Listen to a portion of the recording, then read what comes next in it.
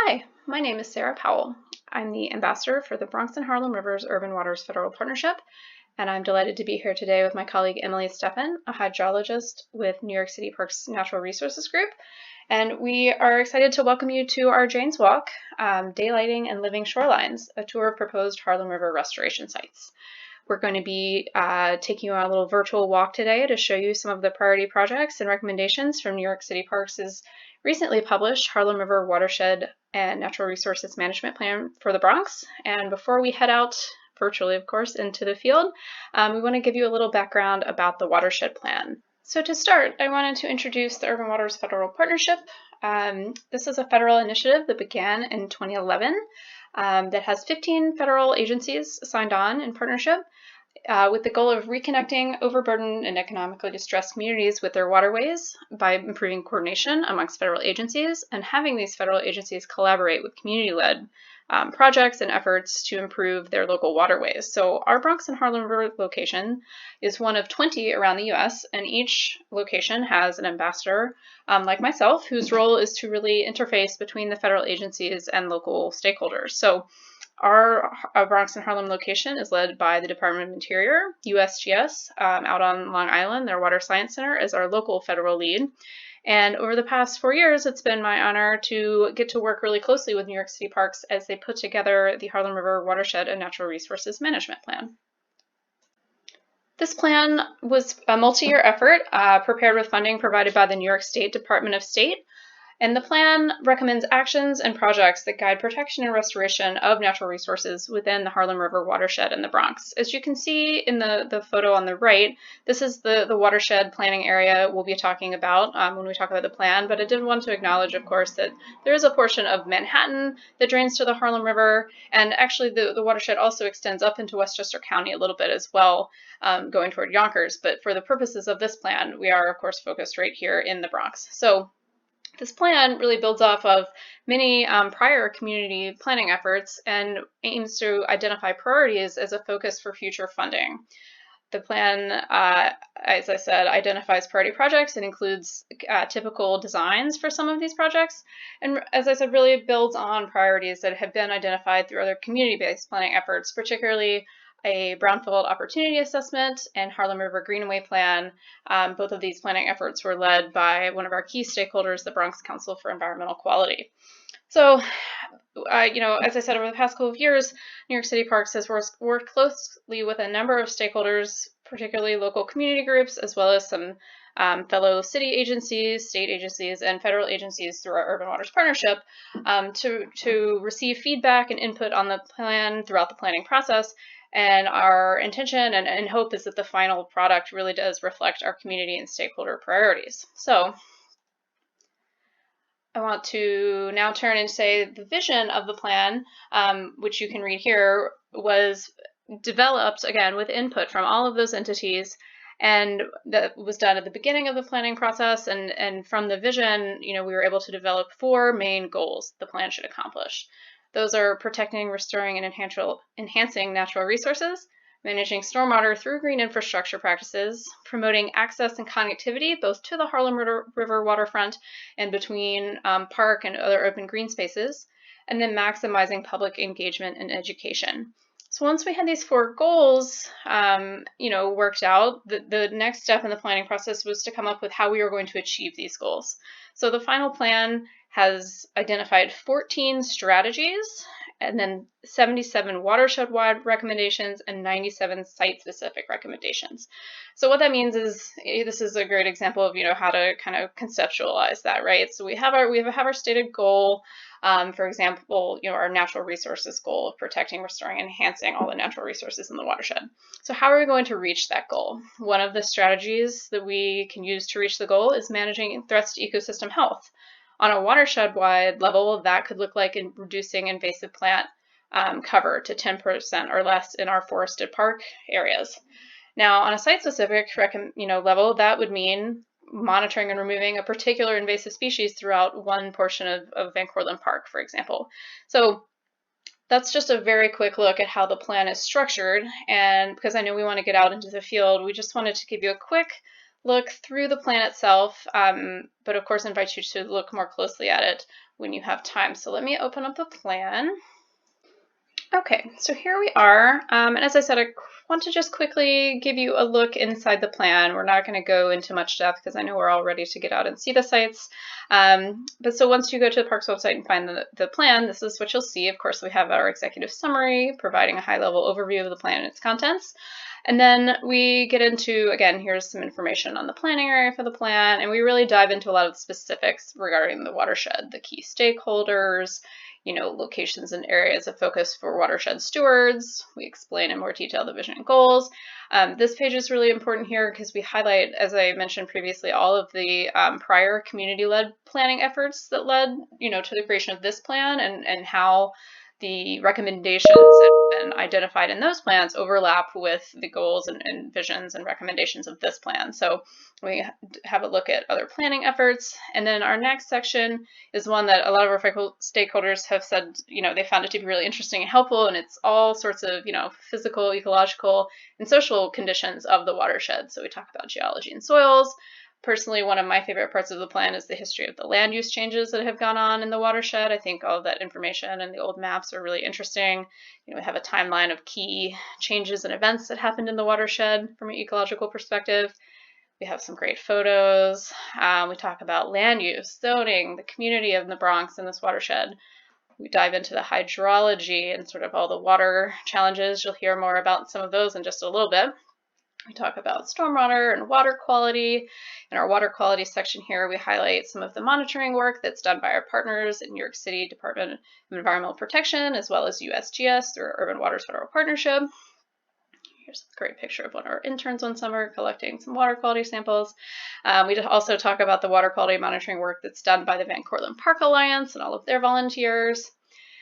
Of course, we talk about climate vulnerability in the watershed, the urban tree canopy, and then we really dive into ecosystems and habitats. So, of course, given that the Bronx is highly urbanized, a majority of the watershed's natural resources really are focused in Van Cortlandt Park, but we also do talk about the streams and other water habitats, particularly along the Harlem River waterfront.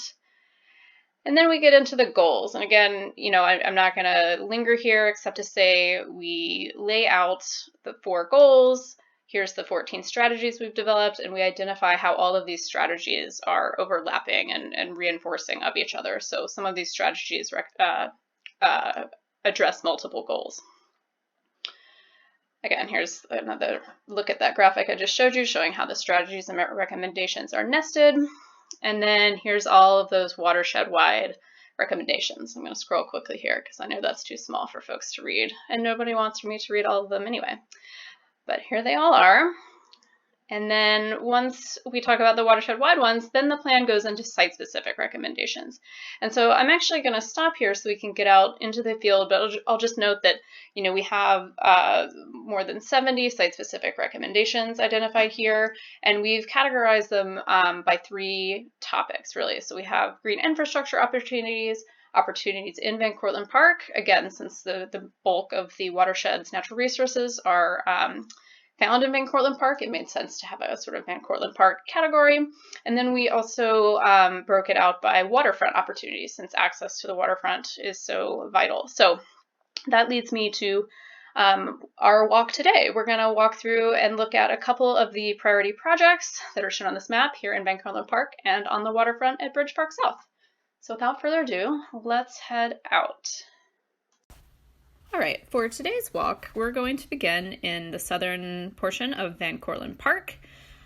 To set the stage, we're going to take a look at this historical map versus today's conditions. So this map on the top is roughly the area in which we're going to be talking about. It shows the Bronx in late 1600s, early 1700s, and you can see how Tibbetts Brook once flowed out of the lake down through today's Marble Hill and Kingsbridge neighborhoods and connected with the Harlem River. So the southern picture is more today's conditions. You can see how Tibbetts Brook has been covered over. It's been piped through the sewer system, which we're going to talk more about in a few minutes. But again, we're going to start today's walk up in Van Cortlandt Park and talk more about Tibbetts, as well as some of the natural resources and access and connectivity goals that are highlighted in the Harlem River Watershed Plan. If you're meeting us in the park today, maybe you've hopped on the 1 and you've taken it up to 242nd Street and you're coming on into Van Cortlandt Park, come over and meet us next to the golf house and right next to Van Cortlandt Park Lake.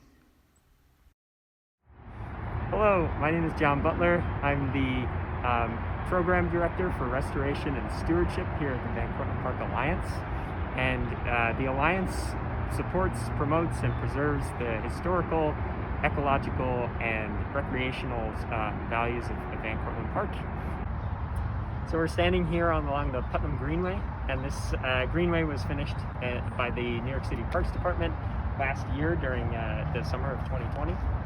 The reason why it was paved was to increase accessibility throughout the park. So this allows for improved accessibility through use of bikes, walking, rollerblading, all the way along the Tibbetts Brook corridor, and it attaches to the South County Trail in Westchester, so it allows for a massive greenway all the way through the state. We, as the Alliance, we work with the Parks Department to maintain the corridor along it. A lot of it is freshwater wetlands along each side of the trail, and so we, a portion of what we do is removal of vines that could hinder some of the forest and actually kill off a lot of the trees that are along the corridor. And then we also remove introduced shrub species that may push out some of the native shrub species that provide great food source for birds and other species in the park. I'm standing in front of Van Cortlandt Lake, and this is the largest open body of water in the Bronx at 14 acres. We do a series of projects surrounding the lake and also the brook that feeds it. So Tibbetts Brook is a tributary to the Harlem River, and it flows from Yonkers through Van Cortlandt Park in the Bronx and then enters the sewer system where it's treated down on Randall's Island.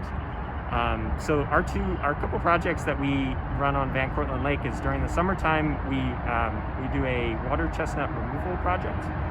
And so water chestnut is a non-native introduced species, and this plant species tends to grow in mass, and then as it covers the top portion of the lake, it creates a barrier for sunlight to be able to get through the top portion of the lake and down to the bottom. This causes some ecological damage to the lake, and we actually want to work. Our plan is really to work to remove this species. So we go in with canoes and waders and work with volunteers and high school students to get out and remove the species every summer. We also do a water monitoring program. So the past 5 years we've been monitoring the brook and lake system every 2 weeks. And this is just to measure the water quality and look for any issues that may be occurring, like spills or any type of sewage output or issues with road salt. And that's really our goal, is just to keep an eye on the brook and the lake and the health of it. Next, we will move from this point over to this point to look at the outlet of Van Cortlandt Lake.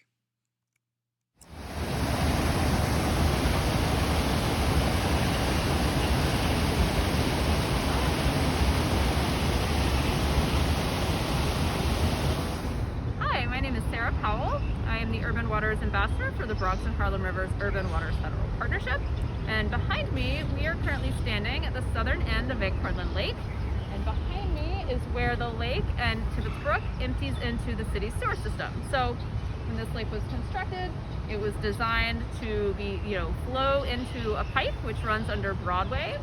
And that was then incorporated into the city's sewer system. So in the city, we have what are called combined sewers. That means storm water. So water, when it rains, it runs off of buildings and roads into storm drains on the ground, goes into the same pipe as waste from our homes. So, on a nice day like today, where it's nice and sunny and not raining, the fact that Tibbetts Brook is running it into the sewer system is really not a big deal. It flows, again, down that Broadway sewer on its way to the Wards Island treatment plant.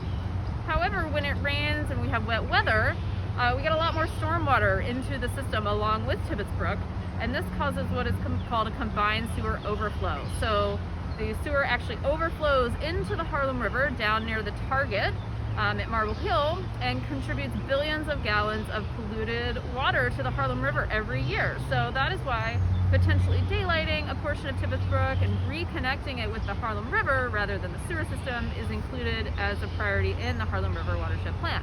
Next, we will head south from the lake down to look at the Tibbetts wetland.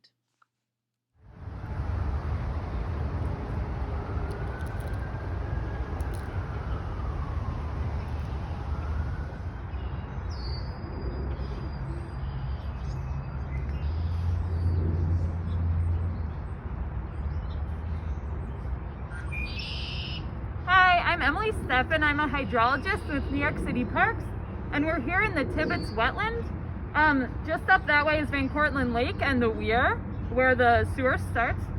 And this is a wetland that has been largely dominated by Phragmites, invasive plants. So we have concept designs developed to enhance the native plant palette here, as well as to provide access for the public. As you can see, we have this lovely boardwalk for people to access and, be in the wetland. All right, now we've traveled south from the wetland and we are actually looking into the old Tibbetts Brook floodplain at the very southern edge of Van Courtland Park. From here, we're looking south down into the CSX property that is, again, just south of the park, and this property actually extends all the way down to the Harlem River. And this piece of property will be critical if we're able to move forward on plans to potentially reconnect Tibbetts Brook with the Harlem River one day. So from the southern edge of Van Courtland Park, you can actually walk all the way down to the Harlem River. And this corridor of land right here is the CSX property we were just mentioning. So if you walk from Van Courtland Park down, you can come and envision, where Tibbetts Brook used to run. It used to run down and connect with the Harlem River. And today, if you walk down, and you can actually walk to the top of the Target parking lot here, and it gives you a really great view.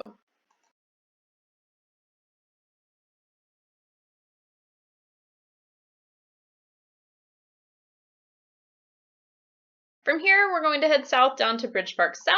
If you are walking along with us today and you're at Target on top of the parking garage, you can come on out and hop on Metro North at Marble Hill.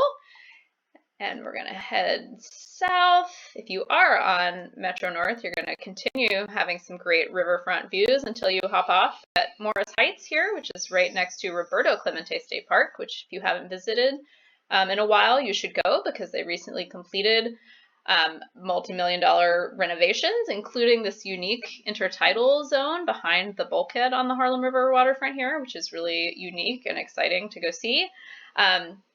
If you are walking along live with us and you are taking Metro North and you hop off here and you check out the state park, right now this portion of the park is still under construction, so there's actually a gate here, so you'll have to hop up and come cut down through the parking garage. There's some stairs right here. But once you get out right here, you can walk along or ride your bike along the Harlem River Greenway here. This is down through Bridge Park, which is a New York City park.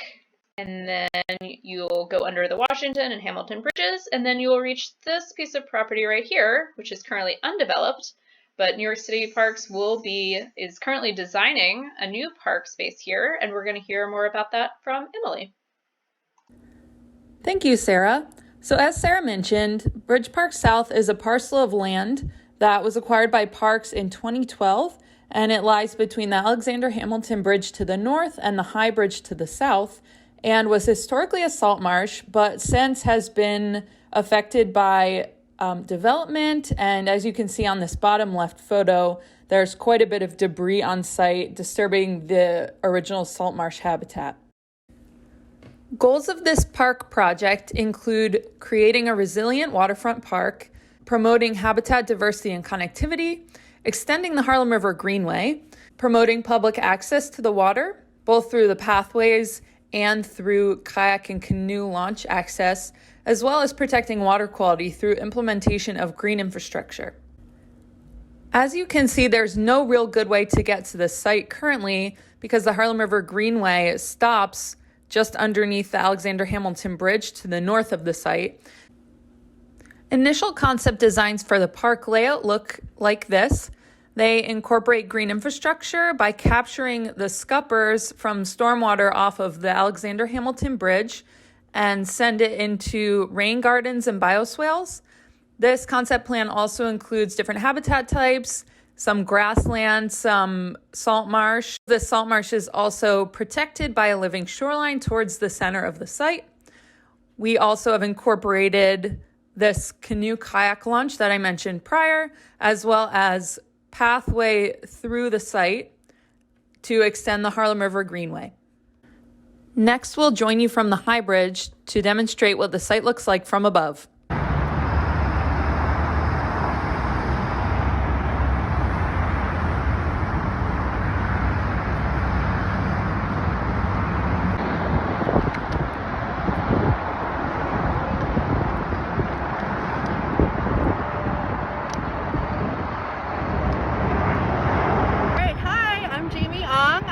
New York City Parks. I'm a project manager that focuses on wetland restoration all throughout the city. And I want to talk a little bit here about work we're doing at Bridge Park South and also Depot Place. It's a park, it was a previously industrial area. Actually, even before that, it was historically wetland and we had a lot of fishing and boating resources here. But it was, with a lot of New York City industrialized, and you can see the highways and the roadways and the railways that are cutting off access to the river now. So part of what we want to do is to be able to build a park, have it be accessible for people to get to the river and also get on the river. So a lot of the amenities that are in the park, one of them is being able to have a canoe and kayak ramp. We're also doing green infrastructure that's going to capture stormwater that comes off the Hamilton Bridge right behind me.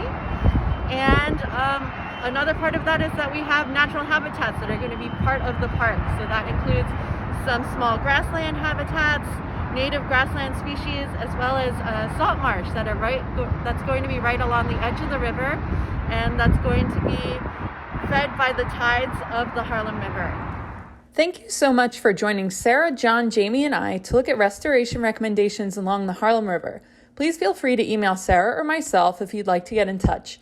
Make sure to check out the Harlem River Watershed Plan linked here for more detail on these and other priorities and recommendations along the Harlem River. The photo shown here is of a harbor seal resting on a dock at Inwood Hill Park along the Harlem River in 2018. The Harlem River has been designated as essential fish habitat for 11 fish species, so it's likely that this harbor seal was visiting the Harlem River, following these fish for food. Be sure to check out the many other virtual tours of sites in the Bronx. Thanks again.